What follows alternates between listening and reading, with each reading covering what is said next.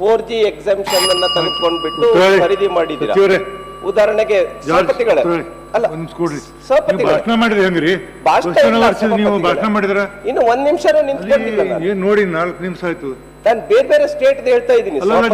ಇದು question hours ಇದು, ಅದಕ್ಕೆ ಮತ್ತೆ ಈಗ ಬಿಟ್ಬಿಡ್ಲಿ ಪೂರಾ ನಿಮ್ಗೆ ಹೆಂಗೆ ಬೇಕಾದ ಮಾತಾಡಕ ಏನ್ರಿ? ಹೇಳಿ ಬೇಗ ಹೇಳಿ. ಕ್ವಶನ್ ಅವರ್ಸ್ ಇದು ನೋಡ್ಬೇಕು. ಕ್ವಶನ್ ಅವರೇ ಸಭಾಪತಿ ಅಲ್ಲ, ನಿಮ್ ಬೇರೆ 2-3 ಸ್ಟೇಟ್ ಇಂದ ಹೇಳ್ತೀನಿ, ಉತ್ತರ ಕೊಡಿ ಸರ್. ಅಲ್ಲ, ನಾನು ಉತ್ತರ ಕೊಡ್ತೀನಿ ನಿಮಗೆ. ಅದಾದ್ಮೇಲೆ ಮತ್ತೆ ಇದನ್ನ ಕೇಳ್ಬಿಟ್ಟು ನೀವು ಉತ್ತರ ಕೊಡಿ ಮಾನ್ಯ ಸಚಿವರೇ.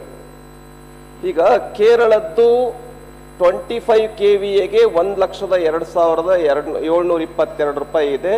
ಕರ್ನಾಟಕದ್ದು 1,15,000 ರೂಪಾಯಿ ಇದೆ. ನಾನು ಒಪ್ಕೊಂಡೆ, ನೀವು ಕೇರಳದಿಂದ ಖರೀದಿ ಮಾಡಿ. ಆದರೆ ಅದೇ ಇದಕ್ಕೆ ನಿಮಗೆ ಹೇಳ್ತೇನೆ ಯಾವ ಸ್ಟೇಟಲ್ಲಿ ಅಂತ ಹೇಳಿದ್ರೆ,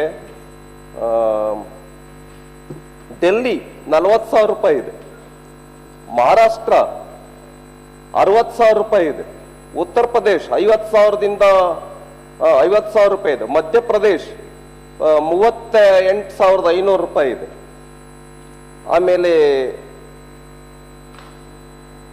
ಉತ್ತರ ಪ್ರದೇಶ್ 85,000 ರೂಪಾಯಿ ಇದೆ, ಮಹಾರಾಷ್ಟ್ರ ಅಲ್ಲಿ ಜಾಸ್ತಿ ಇದೆ.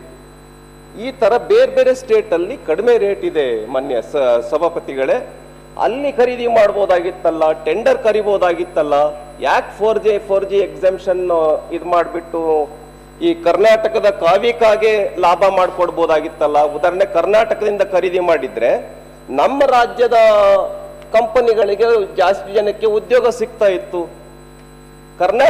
ಕರ್ನಾಟಕನ ಬಿಟ್ಟು ಕೇರಳದಿಂದ ಯಾಕೆ ಖರೀದಿ ಮಾಡಿದ್ರಿ ಅನ್ನೋದು ನನ್ನ ಪ್ರಶ್ನೆ ಸಭಾಪತಿಗಳೇ. ಸಭಾಪತಿಗಳೇ, ಇದು ಕವಿಕಾ ವಿಚಾರದಲ್ಲಿ ನಮ್ಮದೇ ಪಬ್ಲಿಕ್ ಸೆಕ್ಟರ್ ಫ್ಯಾಕ್ಟ್ರಿ, ನಮ್ಮದೇ. ನಾನು ಇಂಧನ ಸಚಿವನಾದ್ಮೇಲೆ ಅವ್ರನ್ನ ಕರೆಸಿ ಅವ್ರು ಅಲ್ಲಿ ತನಕ ಮಾಡ್ತಾ ಇದ್ದು ಮ್ಯಾನುಫ್ಯಾಕ್ಚರ್ 15,000 ತನಕ ಮಾಡ್ತಾ ಇದ್ರು. ಅವರಿಗೆ ಹಣದ ಕುಂದುಕೊರತೆ ಇತ್ತು, ವರ್ಕಿಂಗ್ ಕ್ಯಾಪಿಟಲ್ ಕಡಿಮೆ ಇತ್ತು.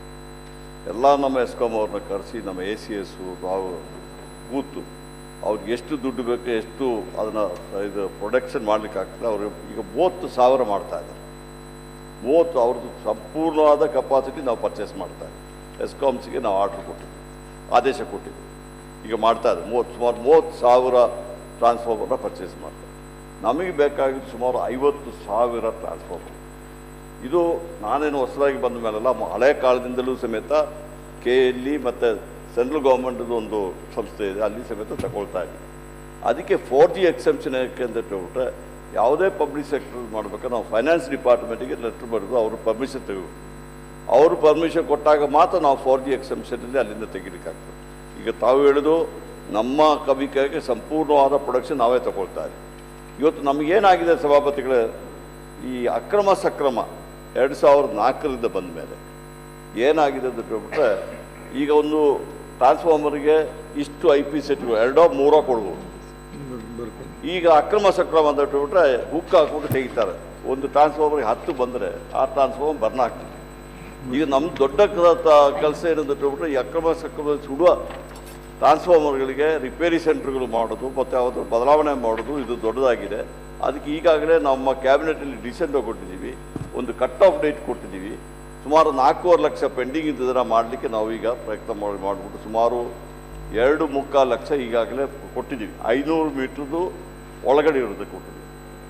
ಈಗೇನಾಗಿದೆ ಅಂತ ಹೇಳ್ಬಿಟ್ರೆ, ಸುಮಾರು 50 ರೂಪಾಯಿ ಕಟ್ಟಿದವ್ರಿಗೆ ಸಮೇತ ಕೊಡ್ತೀವಿ ಅಂತ ಹೇಳಿದೆ. 4.25 ಲಕ್ಷದಲ್ಲಿ 50 ರೂಪಾಯಿ ಕಟ್ಟಿದವರು ಸಮೇತ ಸಕ್ರಮ ಮಾಡಲಿಕ್ಕೆ ನಾವು ಇದು ಮಾಡ್ತೀವಿ. ಆದರೆ ಅವರು ಸುಮಾರು 25-30 ಸಾವಿರ ರೂಪಾಯಿ ದುಡ್ಡು ಕಟ್ಟಬೇಕಾಗ್ತದೆ. ಈಗ ಬೇರೆಯವರೆಲ್ಲ ಕಟ್ಟಿ ತಗೊಂಡಿದ್ದಾರೆ. ಈಗ ಈ ಅಕ್ರಮ ಸಕ್ರಮ ನಡೀತಾ ಇರೋದ್ರಿಂದ ಹೆಚ್ಚು ಆಗ್ತಾ ಇದೆ. ಅದಕ್ಕೆ ನಾನು ಈಗಾಗಲೇ ಎಲ್ಲರಿಗೂ 3 ತಿಂಗಳ ಒಳಗಡೆ ನೀವು ಅದನ್ನು ಸಕ್ರಮ ಮಾಡದೇ ಇದ್ದರೆ ನಾವು ಡಿಸ್ಕನೆಕ್ಟ್ ಮಾಡಬೇಕಾಗಿದೆ ಅಂತ ಹೇಳ್ತಾರೆ. ಬಹುಶಃ ಅದು ಮಾಡದೇ ಇದ್ದರೆ ನಾವು ಇನ್ನೊಂದು 4 ಫ್ಯಾಕ್ಟ್ರಿ ಇಟ್ಟದು ಸಮೇತ ಟ್ರಾನ್ಸ್ಫಾರ್ಮರ್ಗಳು ಕೊಡಬೇಕಾಗಿದೆ. ಈಗ ನೀವು ಹೇಳಿದು ಇದಕ್ಕೆ ಕೆಲ್ಟ್ರಾನಿಗೆ 4G ಎಕ್ಸೆಂಪ್ಷನು ಇನ್ನು ಹೆಚ್ಚಿನ ಇದನ್ನು ಬರಲಿಲ್ಲ. ನೀವು ಇಲ್ಲ ನೋಡಿ, FD ಪರ್ಮಿಷನ್ ಕೊಡದೇ ಇದ್ದರೆ ನಾವು ಪರ್ಚೇಸ್ ಮಾಡುವಂಗಿಲ್ಲ. 4G ಎಕ್ಸೆಂಪ್ಷನ್ ಕೊಡಬೇಕಾಗಿದ್ದು FD ಅವ್ರು ಇನ್ನೂ ಕೊಡಲಿಲ್ಲ. ನೀವು ಹೇಳಿದ ಕಾರಣ ಇರ್ಬೋದು. ಅದು ಬರದೇ ಇದ್ದರೆ ನಾವು ಅಲ್ಲಿಂದ 4G ಮಾಡೋದಕ್ಕೆ ಆಗೋದಿಲ್ಲ. ಈಗ 4G ಮಾಡದಿದ್ದರೆ ನಾವು ಟೆಂಡರ್ ಕರೆದು ಕೊಡ್ತೀವಿ.